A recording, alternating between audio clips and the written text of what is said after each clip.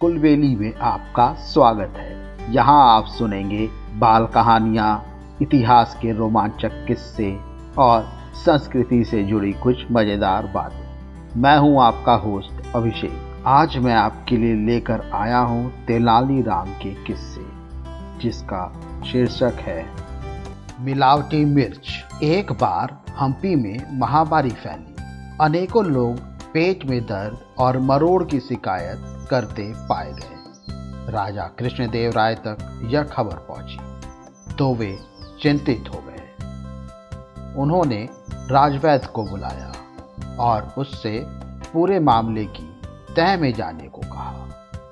कुछ दिन बाद राजवैद्य ने राजा को बताया कि उसने अनेक मरीजों के जांच की और पाया कि इन सभी रोगियों ने पीसी हुई काली मिर्च खाई थी।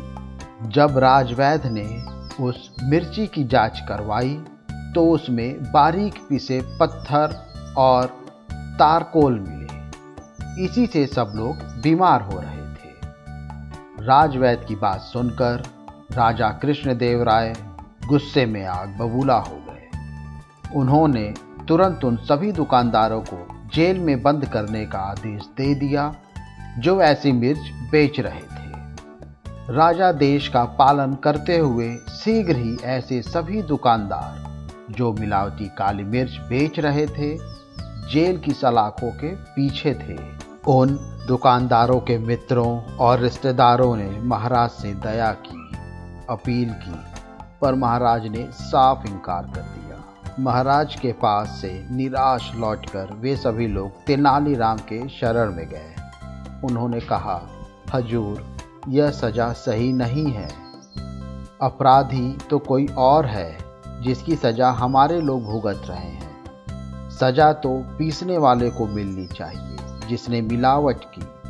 दुकानदार तो वही बेचेगा जो पिसाई वाला उसे देगा।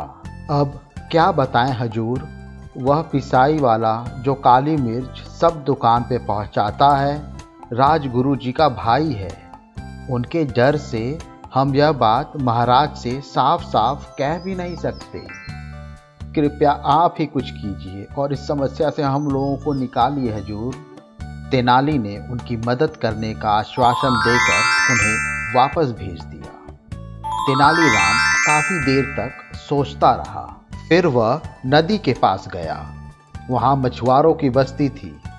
उस बस्ती के एक एक घर में घुसकर तेनाली ने उन मिट्टी के मटकों को फोड़ने लगा जिसमें पानी भरा था। जब मछुआरों ने तेनालीराम को इस प्रकार मटके फोड़ते देखा, वे उससे हाथ जोड़कर ऐसा न करने की विनती करने लगे, परंतु तेनालीरामा ने उनकी एक न सुनी। जल्द ही सारे शहर में अफवाह फैल गई कि तेनालीराम पागल हो गया है और वह घर घर जाकर मटके फोड़ रहा है। जब यह खबर राजा कृष्णदेवराय को मिली तो उन्हें बड़ी चिंता हुई और साथ ही गुस्सा भी आया।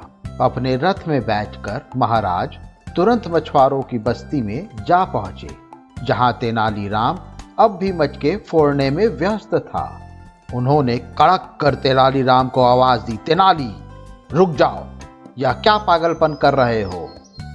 महाराज, तेनालीराम बोला, मैं उन मटकों को सजा दे रहा हूं जिनके भीतर नदी का पानी है। अगर इसे पीकर कोई बीमार पड़ गया तो सजा इन मटकों की ही होगी। अरे, तो गंदा पानी बहा दो ना, मटके क्यों फोड़ रहे हो?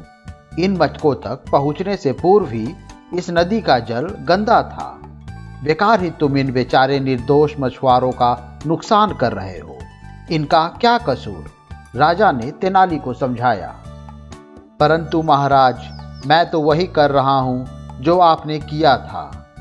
आपने भी तो मिलावटी काली मिर्च बेचने वाले दुकानदारों को जेल में डलवा दिया, जबकि सजा तो पिसाई करने वालों को मिलनी चाहिए जिसने ऐसी मिलावटी मिर्च पीसकर इनकी दुकान पर भिजवाई। वे दुकानदार तो निर्दोष हैं, वे तो मात्र उस मिर्ची को अनजाने में बेच रहे थे। तेनालीराम ने महाराज से कहा। तेनालीराम की बात सुनकर राजा कृष्णदेवराय को अपनी गलती का एहसास हुआ और उन्होंने सभी निर्दोष दुकानदारों को उसी समय रिहा कर दिया और राजगुरु के भाई, जिसने मिलावटी काली मिर्च पीसकर उन दुकानदारों को दी थी, गिरफ्तार करने का आदेश दिया।